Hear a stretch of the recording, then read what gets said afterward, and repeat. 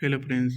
आज की वीडियो में अपन सीखेंगे कि प्रोप्राइटरशिप फर्म का रजिस्ट्रेशन प्रोसेस क्या रहता है, किस टाइप का रजिस्ट्रेशन रिक्वायरमेंट होता है, क्या क्या डॉक्यूमेंट रिक्वायरमेंट होंगे, एनुअल कंप्लाइंस क्या रहेंगे और पर एनम इसकी कॉस्ट क्या आएगी, और भी अदर डॉक्यूमेंट जो एक firm can obtain on voluntary basis पे भी वो डॉक्यूमेंट सर्टिफिकेट ऑब्टेन कर सकती हैं।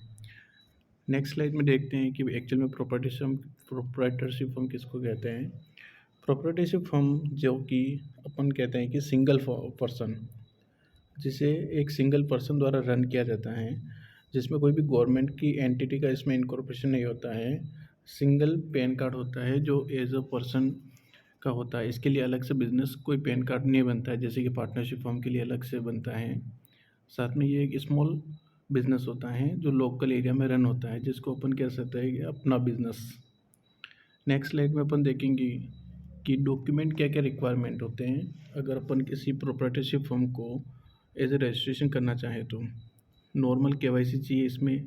जो प्रोप्राइटर का जो केवाईसी होता है, जैसे कि पैन कार्ड, आधार कार्ड, उसमें बिजनेस का नाम जैसे कि सुलक्ष एंटरप्राइजेज और अदर कोई भी एंटरप्राइजेज नाम हो गया, और बिजनेस का एड्रेस प्रूफ क्या है, ये अपने को डॉक्यूमेंट करना रहता है। ये रेसिडेंशियल कॉमर्शियल दोनों के लिए सेम वर्क करेगा। अदर डॉक्यूमेंट में क्या रिक्वायरमेंट होता है, जैसे कि इलेक्ट्रिसिटी बिल, रेंट एग्रीमेंट अगर आपकी शॉप रेंट पे है, एनओसी ऑन स्टाम्प पेपर, जैसे कि लोकल बॉडी से अपन एनओसी ले सकते हैं कि हम यहाँ पे बिजनेस करने का कोई नो ऑब्जेक्शन सर्टिफिकेट, ठीक है। और अगर कोई प्रॉपर्टी टैक्स अगर कोई एप्लीकेबल है किसी स्टेट में, तो वो भी अपन ऑब्टेन कर सकते हैं। नेक्स्ट स्लाइड में अपन देखते हैं कि क्या क्या रजिस्ट्रेशन इसमें रिक्वायरमेंट होते हैं, सर्टिफिकेट की रिक्वायरमेंट होती है।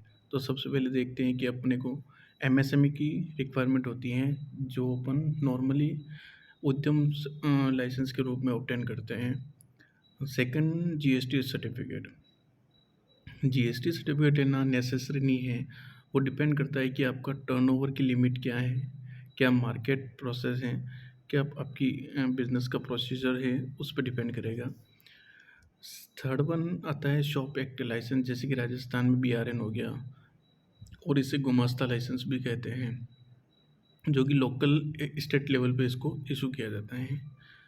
फोर्थ वन आता है ट्रेड नेम, अगर आपको कोई बिजनेस का ट्रेड नेम है, बिजनेस नेम, ठीक है। फिफ्थ नंबर पर आता है इनकम टैक्स रिटर्न, जो कि मेरे हिसाब से एक बहुत ही इम्पोर्टेंट भी डॉक्यूमेंट है, जो कि आपको इनकम प्रूफ के रूप में आपको डिस्क्लोजर होता है।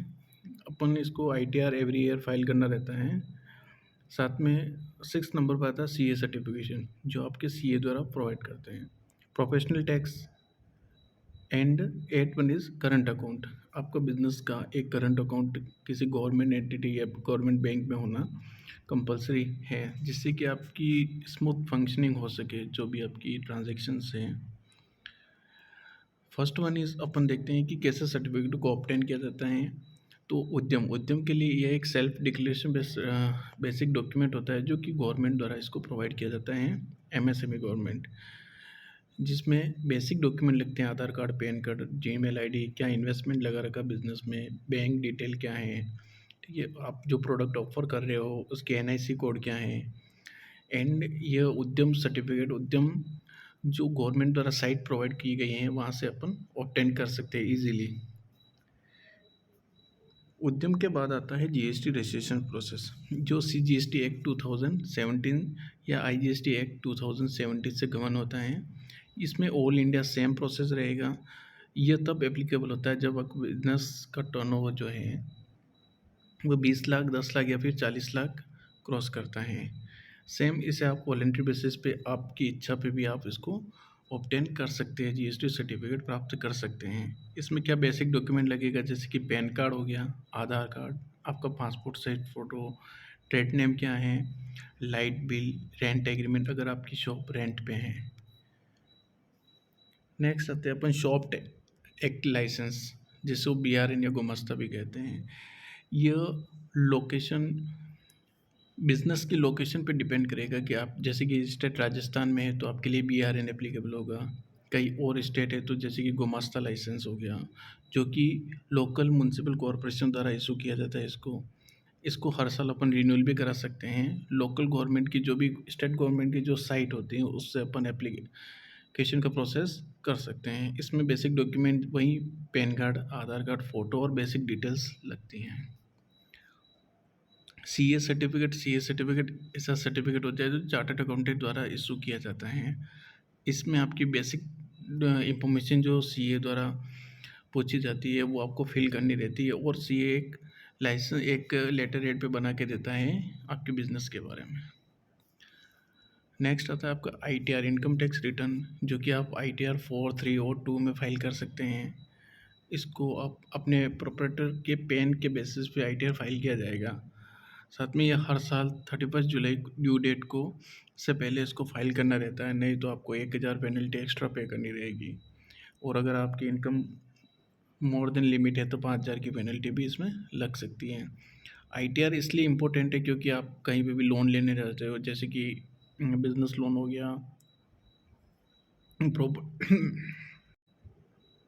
प्रॉपर्टी लोन हो गया, ठीक है। तो इसके लिए जो बेसिक इनकम प्रूफ का जो डॉक्यूमेंट होता है वो होता है इनकम टैक्स रिटर्न। साथ में अगर आपका कोई कंपनी में कहीं रिफ़ंड बन रहा है, ठीक है, तो वो रिफ़ंड के लिए भी आप एलिजिबल हो जाते हो। जब आईटीआर फाइल करते हो तो रिफ़ंड के लिए भी अप्लाई कर सकते हो।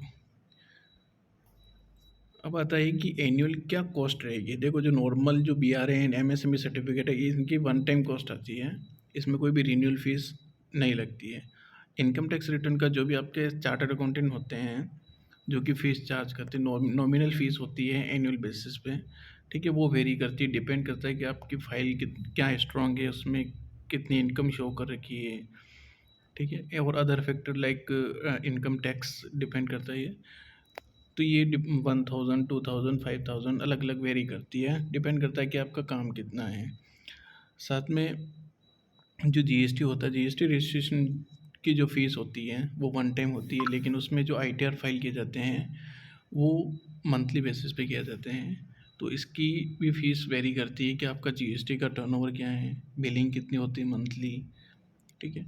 और नेक्स्ट आता है ट्रेडमार्क। अगर आप ट्रेडमार्क या लोगो, जैसे कि खुद का कोई मार्क अगर आप रजिस्टर्ड करवाना चाहते हैं तो वो डिपेंड करता है कि आप उसमें गवर्नमेंट फ़ीस लगती है, एडवोकेट फ़ीस लगती हैं और अदर जो भी प्रोफेशनल फ़ीस लगती हैं, ठीक है। तो उस पे डिपेंड करेगा, जो वेरी करता है 10 to 12,000 के अंदर आपका लोगो या ट्रेडमार्क रजिस्टर्ड हो जाता है। और कोई भी इंक्वायरी हो, कोई भी असिस्टेंस चाहिए तो हमें डायरेक्ट एसएमएस के थ्रू मैसेज कर सकते हैं आप। हमारा जो ग्रुप है वो एनी टाइम आपके लिए असिस्ट करेगा। Thank you.